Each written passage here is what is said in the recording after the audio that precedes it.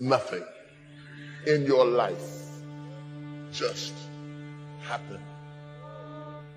Your life is not over. You're not too old. It's not too late. God knows about your limitations. Whatever God has predetermined to happen will come to pass. And no devil in hell has ever been able to abort the purpose of God, not once. Your mistakes were in his will. Your trouble was in his will. I don't care what you went through. David said, if I make my bed in hell, God is still there. He was with you in the middle of your trouble. He was with you in the middle of your pain. You ought to shout, I don't care where you are, because nothing just happens. The reason we worship him as God is because he is the CEO. He runs the universe. Think about the most damnable thing that ever happened and shout nothing. Think about the most embarrassing thing that ever happened in your life and shout nothing.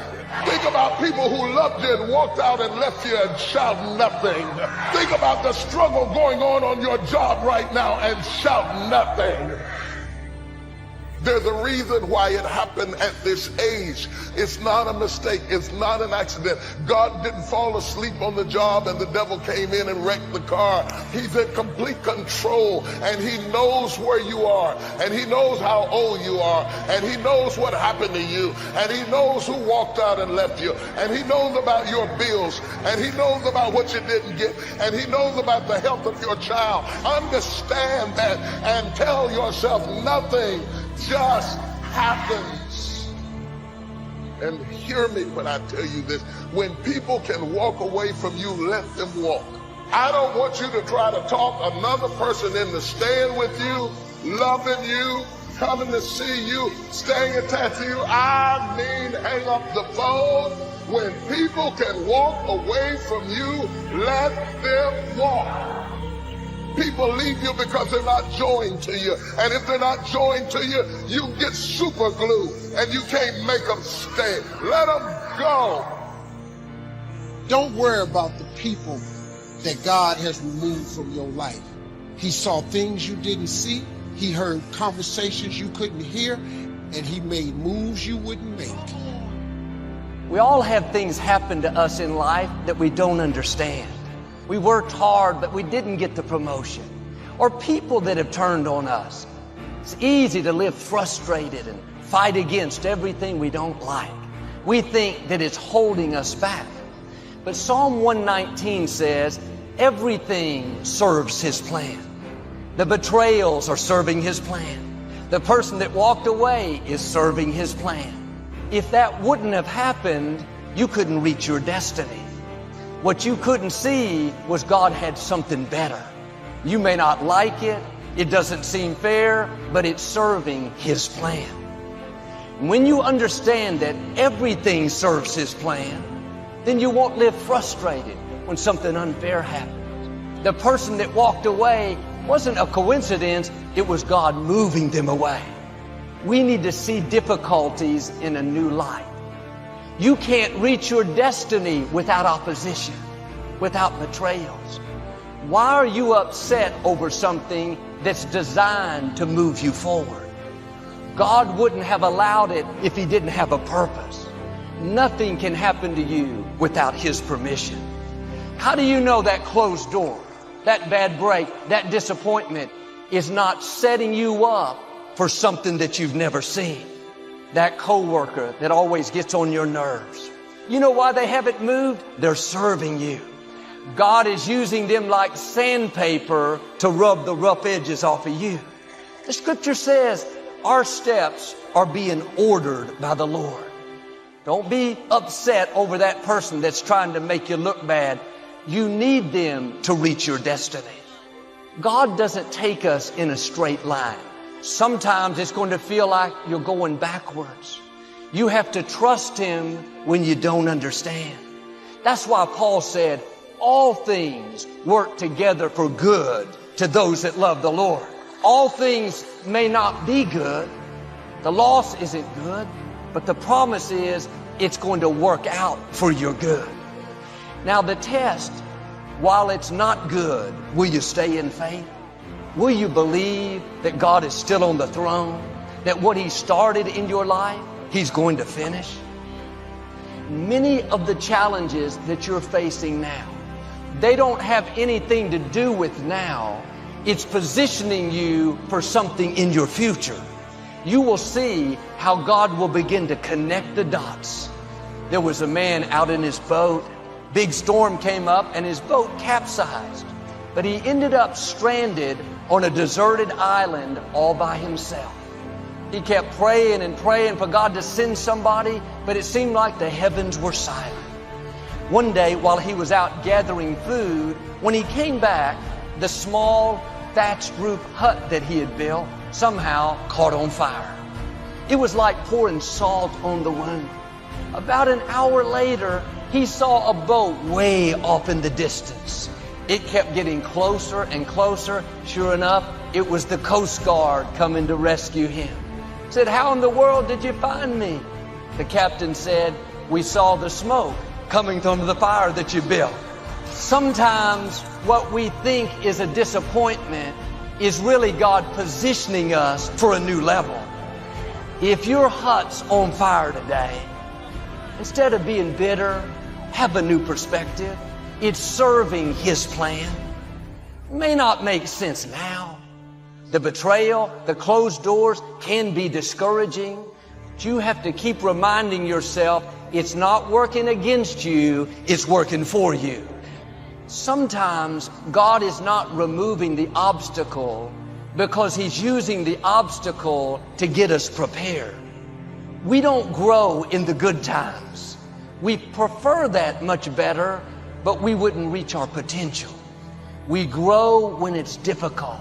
That's why you can't pray away every challenge. If the situation is not changing, then God is using the situation to change you. If God made everything easy for us, we wouldn't be ready for where we're going. God has amazing things in your future. But to get there, you're going to have to defeat some big giants, outlast some strong opposition. You have to stand strong and show the opposition that you're more determined than they are. Every day you stay in faith, you thank God when nothing's happening, your spiritual muscles are growing. You're getting stronger, more determined, developing a greater trust in God. Keep the right attitude. Keep doing the right thing when the wrong thing is happening. Don't be discouraged because nothing's happening on the outside, something's happening on the inside. You're getting stronger. God didn't lessen what came against you. He simply added to your strength. Now you can handle what you couldn't handle in the past. You may have been dealing with situations for a long time that are not improving. I believe right now, grace is coming on you in a new way. God is breathing strength into you, fresh passion, a second wind so you can outlast what's trying to stop you. Don't go around, why did the door close? Why did these people betray me? No, turn it around. Father, thank you that your grace is sufficient. I may not understand it, but I know it's serving your plan. And I believe when it's all said and done, I'm not only going to come out, I'm going to come out better. God is saying to you today, everything that's come against you is going to turn out for your good. Perhaps your hut is on fire today. What you can't see is the Most High God is on the way. Something that looked permanent is about to suddenly turn around. I'm asking you to trust Him when you don't understand. Stay in peace. Everything serves His plan. I say that because sometimes you're whining about things that really don't matter. And if you were smart, you would learn how to count your blessings and to thank God for what He's done in your life.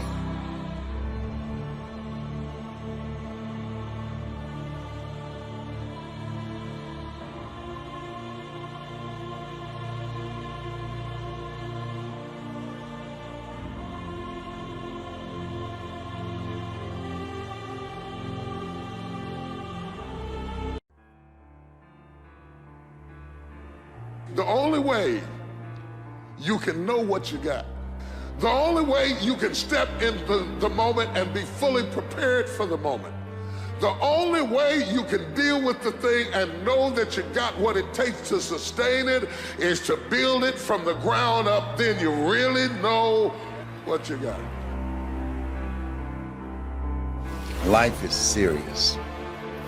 I didn't take life seriously for a very long time.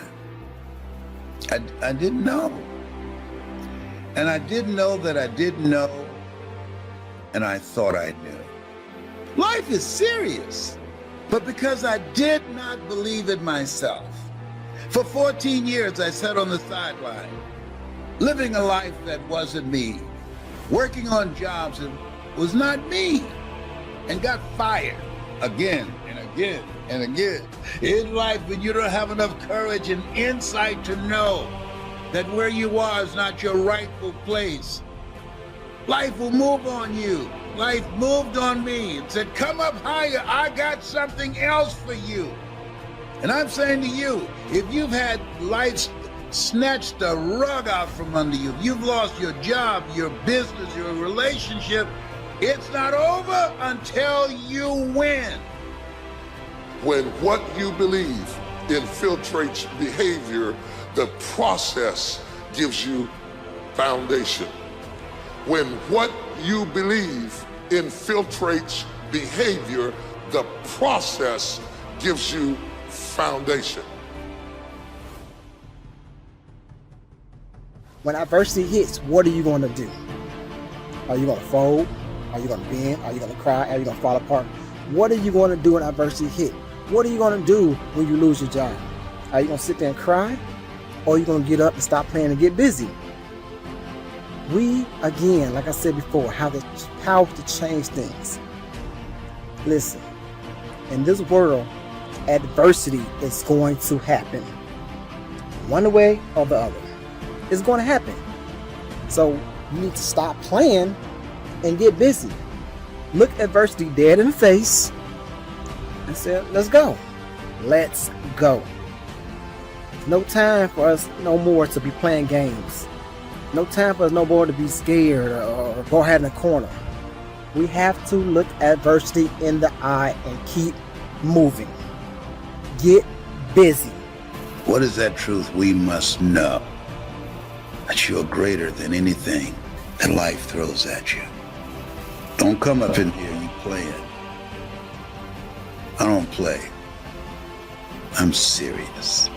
Only want serious people, hungry people, so you can live a life that will outlive you, so you can leave a legacy rather than liabilities. You know what you should do? Every time you get a chance to experience first class, you should do it because it plants a seed. It's like the next time you buy an airplane ticket, just ask for an upgrade. Pay a little extra money to fly first class. What it does is it conditions your mind. Once you sit in first class one time, the next time you get on the plane, it's very difficult to walk past them seats. And then your mind starts thinking of ways to get back to first class. And guess what? That's what you start attracting to your life. And you start behaving and producing stuff to get you back into first class.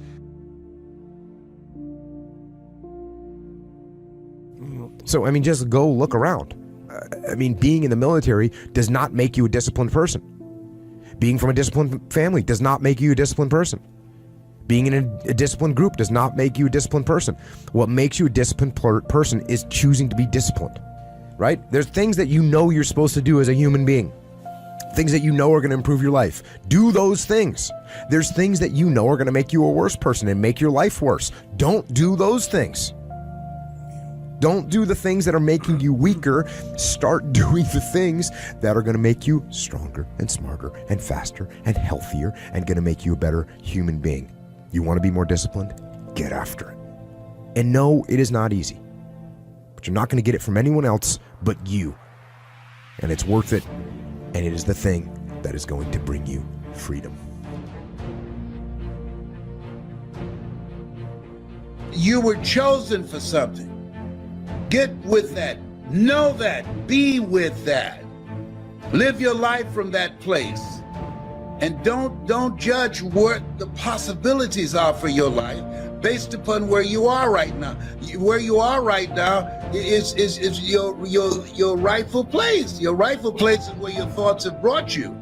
Your true place is where your thoughts can take you. You created an opening. You about to take off now. You about to go to another level now. This is your time. You got to say that to yourself. This is my time. Even if you don't have no money to rub together. Why? Les, you got to be crazy. Absolutely. Yes. You got to be out of your mind to say that. You lost your business. You've gone through foreclosure. You lost your job. Your marriage is on the rocks. The kids are going crazy. Yeah.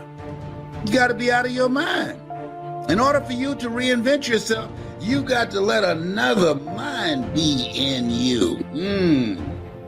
It is the struggle. It is the wrestling. It is the pulling. It is the trial. It is the temptation. It is the stumbling and falling and getting back up again. It is the aggravation and the intimidation that gives you foundation. It's not just the mechanical influence of robotically doing. It is just that as you go to do it, you learn things about yourself that you didn't know. You learn how to go through aggravation and heartache. You learn how to deal with obstacles and situations. And while you're trying to do, all of a sudden you're going deeper and deeper and deeper and deeper and deeper. It is the process that gives you foundation. It is the struggle. The discipline of doing says there is no shortcut to excellence. You just can't fast track it. You don't get discipline from your parents. You don't get discipline from your parents, from your grandparents, from your older brothers and sisters. You don't get discipline from an external source. You have to get it from you. That's what self-discipline is. You get it from yourself. You get it from you. There's people from every possible background, from no parents to crazy parents to, drug addicted parents to super squared away parents, and everywhere in between on that spectrum that are completely disciplined people. More disciplined than anyone I know. And just got to stop playing around and get serious. Most people, like me, for a period of my life, was seriously not serious. People who are serious are willing to do the things today others won't do in order to have the things tomorrow others won't have. They're serious. When something happens to us, rather than surrender, rather than give in to the naysayers, rather than say, I can't do it, I don't have the money, I don't have the contacts, I don't know the right people, or I tried, it did not work. Keep moving. See, nothing works unless you work. And have the mindset, this is my time. That energy, listen to me, that energy, this is my time. This is the moment for my breakthrough. Have no sign and nothing to point to justify this state of mind. There's a power that we have in us that most of us never tap into. People get more excited about a sporting event than the life that's in them to do something magnificent, to manifest their greatness.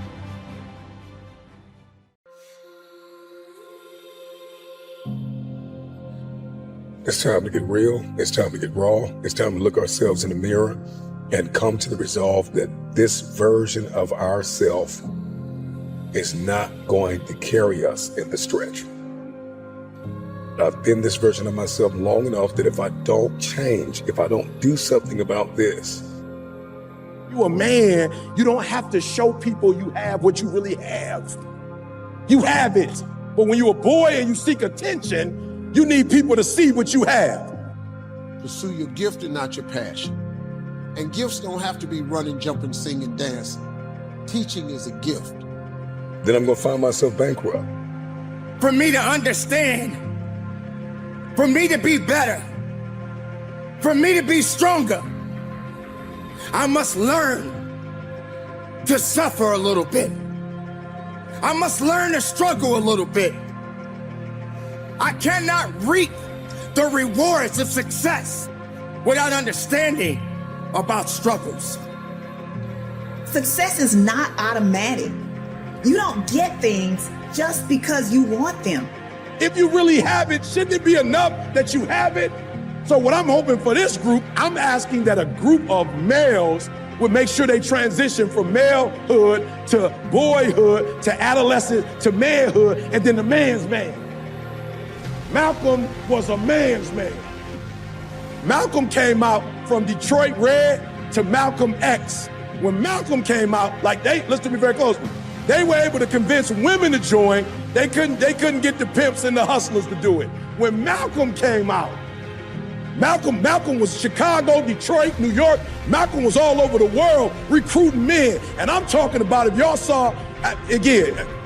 You achieve your goals only when you are disciplined enough to keep showing up when you don't feel like it.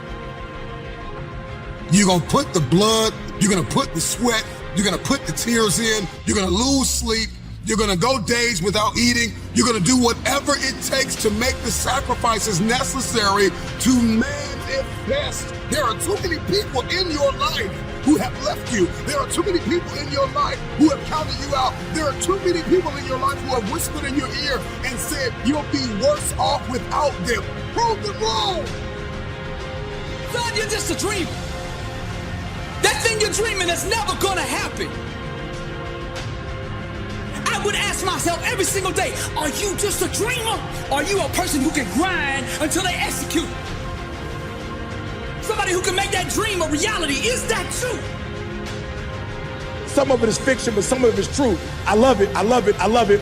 When the Italian mob came up with the guns, Malcolm said, you got people with guns. I got men willing to die for me. What? Y'all got guns. My guys, they don't just got guns. They willing to lose their life for me. What? When the nation was up, wasn't nobody playing. When a man was on the block, they wasn't playing with Malcolm X. They wasn't playing with the Nation of Islam. They playing with us. They don't take us serious. So they don't mind driving and coming in and blowing up our neighborhood because they like, the men ain't gonna be there anyway. Go do your homework and see who was shot and killed. The men ain't gonna be there anyway. They gonna be somewhere either sleeping around, they gonna be going somewhere trying to make some money. They not gonna be at the king. You can't come to a kingdom that's protected. You can't run up on a kingdom that's protected, but you can run up on a kingdom full of boys. You can run up on a kingdom full of boys. The best things won't come out, the best of you won't show up. You feel that all you know is sorrow. Why do you allow misery to handcuff you? To chain you down, resurrect yourself from the pit of darkness, music, because misery doesn't have the right to control your life when the rest of the world says no to you. You say yes to yourself, you say yes. I believe you say yes, I can do it, you say yes. Nothing can stop me, there's no time to give up. This is the opportunity to be greater than your fears. Be stronger than your doubts, make your mind matter. Misery, it will continue to do all that is necessary. To succeed, misery is on a mission to take everything away from you. Nursing is a gift. Networking is a gift. Child care is a gift. Those are gifts, man. People, you can have a great life at that. But don't come out here to sing and dance if that ain't what you do. They're going to eat you alive in LA. They're going to swallow you up, man. LA's a hard place to go to be successful. Very, very difficult, man. There's a lot of broken dreams out there. So that's my advice to you. It's your dream and your drive that makes you successful. It has nothing to do with education. So if you're sitting out there and you're not an educated person, don't let that stop you. Don't even let that be the reason. Make that be the reason why you become successful. That's what I did. I didn't have an education, so I said, but because you don't have an education, don't mean you can't be successful. You got vision, you got God. I don't know if you've read the Bible, but education ain't in there. Harvard and USC, Emory, it's not even in the Bible. It ain't in there. dreams and visions. Faith, dreams, and vision. You be on Broadway with faith, dreams, and vision. And your gift. That's all you need to succeed. Now, if you want to be a dentist or a doctor or lawyer, come on now, you got to go to school, right? I'm not saying, because school is important. But if you don't have one of them skill sets, man, what you gonna do? Get to hustling. Your mind is very powerful. Bringing the goodness, moving with a purpose, conditioning your mind is what this is about today, is that day and when and if tomorrow comes for you. Be even more powerful, be stronger than you've ever been. Rectifying yourself, believe in yourself, keep that faith in yourself. Don't let the outside interference stop your growth. Don't let those that doubted you and said that you did not have it hold you back. Don't let the losses keep you down. Because if you're down, how would you understand what it means to get up? What is good about being miserable? What is misery doing for you? What has misery done for you lately? Has it given you everything that you needed, made you a better person? You'll never go back to the old ways. Join a new crowd. Join a new group. This is the place to do. Take action. I recommended the last time I was here, the little book, Richest Man in Babylon, and I said I've lectured now to over 3 million people in the last 33 years, and I've recommended this little book to almost all of them, I think. Guess how many have actually gone and got this little book? Answer, very few. My best guess is 10%. Such an easy thing to do. In that last seminar, right, I suggested this little book, number one, is easy to find. Number two, it's easy to buy. The most you can pay for it, $6, $7, $8. You can borrow that from your kids. And number three, it's easy to read. It's in story form. That's why I use it for teenagers, teaching them how to be rich by 40, 35 if you're extra bright, much sooner if you find a unique opportunity. Your mind, your abilities, your faith within yourself, it's all that you need. The steps that you take in your life, it's a process within itself. It won't be easy, but you don't deserve easy. Easy is not something that you should be looking for. Embrace all of the challenges that are necessary, but you continue to fight forward, you continue to believe in yourself. How do we allow ourselves elevate the game to go higher than we've ever gone before? How do we escape from the misery, the joy? Is what we seek the joy of living. But if it's easy to find and easy to buy, and if it's easy to read, why wouldn't everybody go get it? We don't know. What do you know? You don't know. I don't know. Nobody knows. Here's how profound it is. Some do and some don't. Now here's the numbers. About 10% do. 90% don't or won't. We don't know the mystery of that. And I'm telling you, 10 years from now, those numbers will still be the same. 10% will, 90% won't. The numbers don't change. Only the faces change. You're looking at one of the faces. I used to belong to the 90%. Who couldn't be bothered even if it was easy. Guess how many people have a library card? Wisdom of the world available. Transform your life in any value amount you want. By the way, how much is a library card in Texas? The joy of pursuing, the joy of believing. Are you ready to succeed? Are you prepared to move forward? Make it count, be productive, be powerful, and from the bottom of my heart, conduct your business. They say a mind of mind is a terrible thing to. Waste mind is so powerful. It's so unique it can do many things, and you are the one that is responsible for the thoughts that enter your mind. How did we as individuals, as people, get away from misery? How do we allow ourselves to elevate the game to go higher?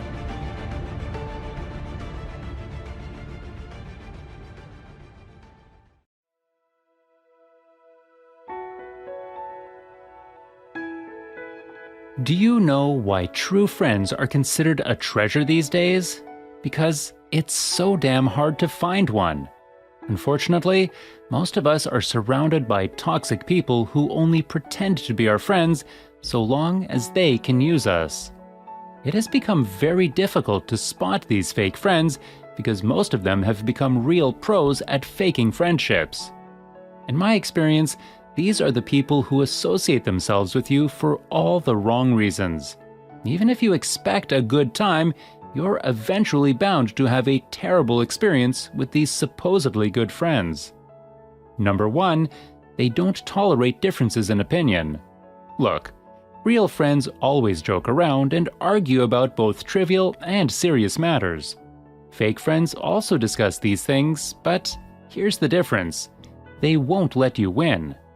These friends won't let you rest until they've pointed out how they're absolutely right. Somehow, it's them who know the full context and have all the correct opinions. In other words, fake friends require unearned, full-on support. There's no room for compromise. And you know what? This is bad for your emotional and mental well-being. You should have an avenue to voice out your opinions without being harassed. If your opinion is discriminatory, you should get reprimanded in a peaceful manner. And if it's them who say really offensive things, they should own up as well. Sadly, fake friends have this issue. They have a hard time accepting they're wrong. It's as if you're just there to please them all the time. You're not a friend to them. In truth, you're just someone expected to parrot their opinions. And if you keep on disagreeing with them, they will stop talking to you until you ask for their forgiveness. Respect is a foreign word to them. Number 2, they make excuses and break their promises. There's one pretty popular saying about friendship. It goes something like this: real friends will always have your back. Well, this isn't completely true because even the best of friends have many responsibilities. It still helps us understand why we'd want to have genuine friends. In contrast, your fake friends won't care at all. And you know what? We get it. It's completely understandable to decline an invite to hang out if you're busy. Friends shouldn't force friends to participate in social activities, but to always be unavailable? That's a trademark characteristic of fake friends. If you have fake friends in your life who are wearing you down, you simply have to learn to stand up for yourself, because you do have a choice in the matter. Number 3, you're only an emotional outlet to them. We've all had this experience. After class or work, you meet your dearest friend and talk about anything and everything. You ask each other questions. How was work? Did you see anyone you're attracted to today? What book are you reading now? The point is, you share moments with each other. Both of you feel lighter and more enriched, knowing that there's someone willing to listen to you, and vice versa. So, what's the deal with fake friends? Well, they still listen to your rants and raves, and you're all ears when it's time for them to speak out. But here's the problem. They're more keen to rant than to rave when they're with you. Worse, they listen to your advice that they asked for, but they won't actually change their ways. In short, you're just there so that they can vent about everything. Maybe something good happened yesterday to them, but even so, they'll focus on the bad things that happened to them yesterday, or throughout the week, or the past few months even. Do you know about stress management? It's why some people do yoga every weekend. Some play video games, others read a book while having a good cup of coffee. Then, there are those who scream into their pillow. Yet, even the last option is better than what fake friends do. You are their chosen way to release stress. Number 4, they're only around to get what they want. Have you experienced this? As you're browsing Facebook, a friend request pops out of nowhere. You check it out, and you're amused. It's someone you know at work or at school. You two have never really interacted beyond the usual greetings upon seeing each other at the elevator or down the hall. You can't even remember their name. But so what? You then proceed to accept their friend request. Soon enough, you realize the purpose of this supposed friendship. It starts out like this.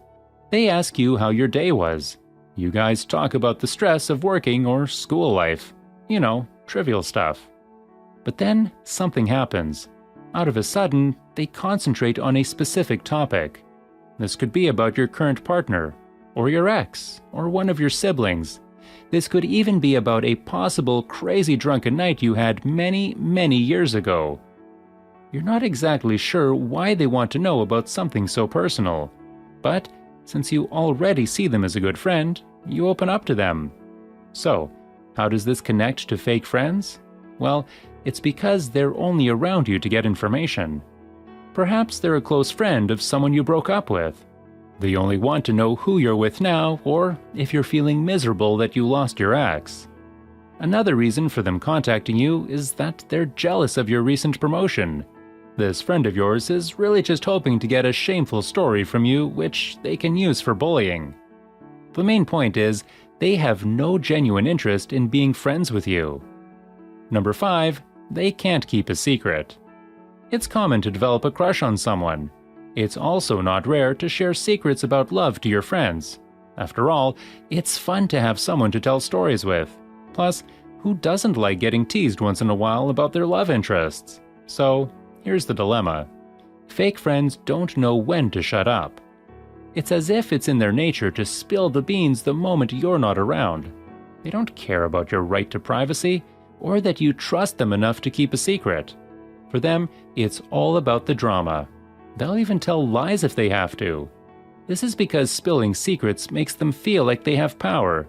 That, somehow, this will make them more popular or better in the eyes of others. Do you know about Gossip Girl? It's like that. Fake friends are just waiting for the next big juicy gossip from their friends. As long as it's not about them, they're more than ready to let the world know ASAP.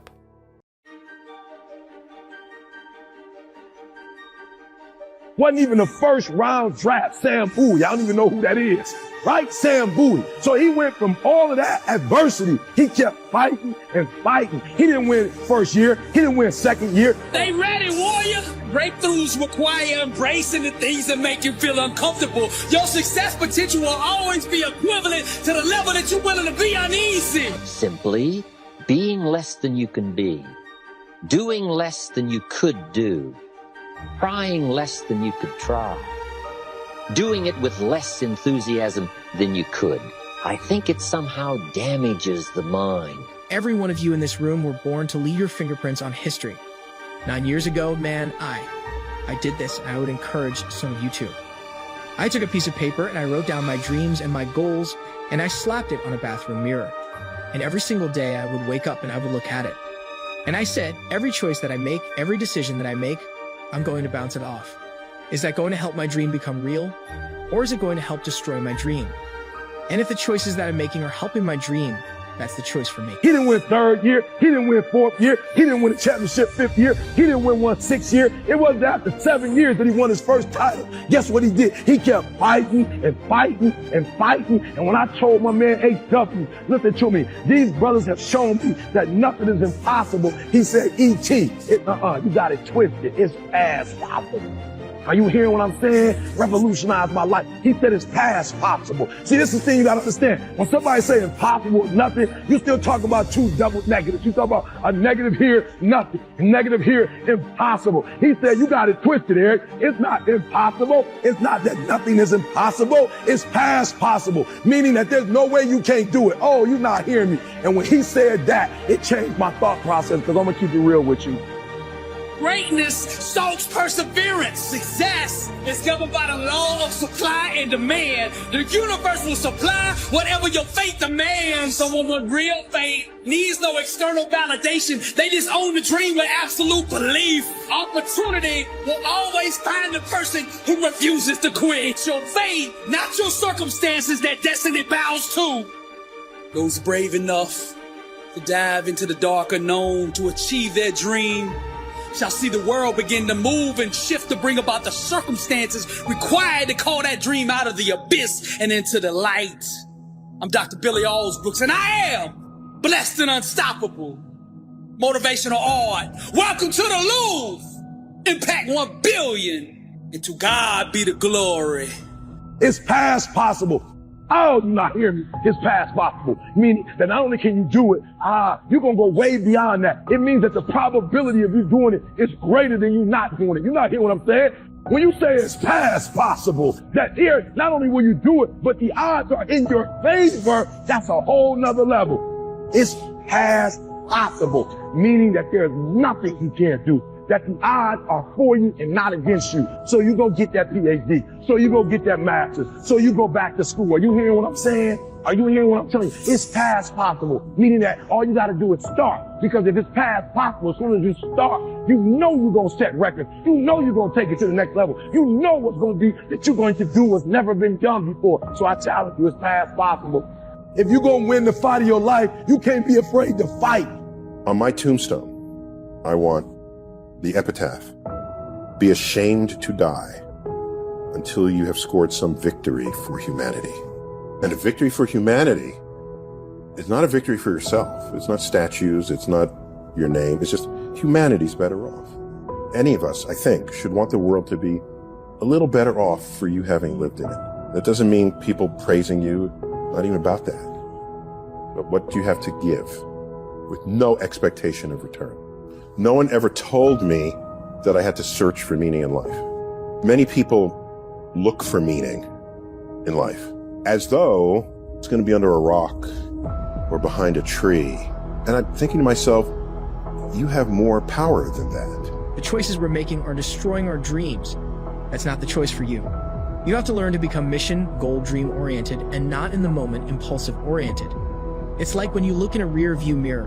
When you look in the rear view mirror, the words "read things in the mirror" are closer than they appear. And I need every one of you young men and young ladies to understand that your dreams and your goals, they're right there in front of you. They are closer than you can imagine or even think about a dream. They're right there.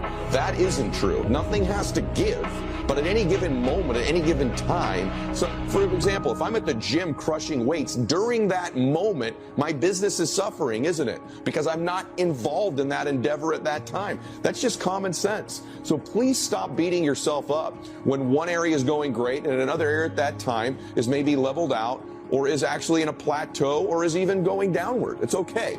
Here's the key thing for me that I've done, because by the way, this is something I've struggled with, having my main business, multiple companies. I'm involved in 14 different startups right now. I've got my fitness life, I've got my Instagram, my YouTube, my podcast. I've got a family. I've got my fitness side of my life. I've got my philanthropic stuff, my foundations. I've got my jet. I've got pilots. I've got all these material things that need taken care of. 4 different homes, right? And then hundreds and thousands of people who depend upon me. So if I was seeking perfect balance in my life at any given time and I beat myself up because I didn't have it, I'd be a mess. I'd be a wreck. It damages our self-image. Because here's what I've discovered happens. The minute you turn this around and start extending yourself, it isn't the value you get from extending yourself that's the greatest value. It's how you feel about yourself that's the greatest value. Because see, it's not what we get that makes us valuable. It's what we become. And part of becoming is to see what all you can become. See what all you can do. See how much you can earn, how much you can share, how much you can start, how far you can reach, how far you can extend your influence. Now, that kind of commitment to philosophical thinking about attitude and about activity, we call this the potential for life change. I don't care if you're in the 7th grade or up to the senior right now. What you want to become and what you want to achieve, it's right there. Things in the mirror are closer than they appear. And the doctor, the teacher, the scientist, the cardiologist, the cosmetologist, the athlete, the entertainer, the musician. Whatever it is that you want to become, it's right there in front of you. But the choices and the decisions that we make are going to matter. And we've got to stop letting the opinions of people that don't really value you and what they think about you hold you back from breaking free and running at this thing with everything that you've got, man. So I'm aware that certain areas are going to suffer at given times. Now, the key thing for me, though, is paying attention, okay? Here's what I'm learning to do better. I can't even honestly tell you that I've perfected this craft, but let me tell you what I think I do well. Whatever I'm doing, I'm present. I'm present in the moment. So what that means is that when I walk into my business, one of my businesses, I'm present in that business during that time, not thinking about my other businesses, not distracted on my phone, checking text messages from another business. I'm fully engaged there. Let me give you a really key thing I've learned as I've studied myself and the vast majority of my friends who I think I would call successful. They have the capacity to be in the moment they're in. They have the capacity to be present in the moment they're in. The people that suffer, they don't suffer because one area is spiking and another one's plateauing. They suffer because when they're in that moment in their business, they're thinking about their fitness. Do the best you can. Covered earlier, but here's a good scenario for the do the best you can. I've got a good question for you. Is the best you can do all you can do? And the answer is no. Strangely enough, if we all fell on the floor right now and did as many push-ups as we possibly could, and let's say for some reason you haven't been into push-ups lately, I can't imagine why, but let's say the best you could do is 5. And you look up at the rest of us and say, hey, 5 is the best I can do. We can tell by the look on your face that's probably true. 5 is the best you can. Now, is 5 all you can do? The answer is no. If you rest a little, you can do 5 more. And if you rest a little, you can do 5 more. And if you rest a little, you can do 15 more. How did we get from 5 to 15? It's a miracle. because the dreams, all of those things, they're right there in front of you. But it's the choices and the decisions that we make. These are the currencies that are going to purchase that dream. Decisions are currency that purchases those dreams. Prioritizing your life is the currency that purchases those dreams. What you do is what's going to matter. Some of you got to stop playing and start recognizing that this is your moment. Don't you dare give yourself away for something that you're not, because you want to fit in. Don't do it. Don't you dare do it.